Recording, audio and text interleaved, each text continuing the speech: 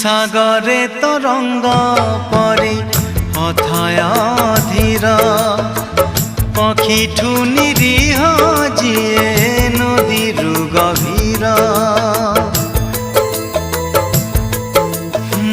সাগরে তরঙ্গ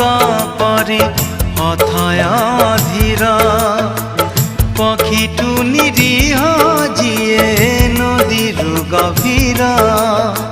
से दुई आखिर देवी मुखिना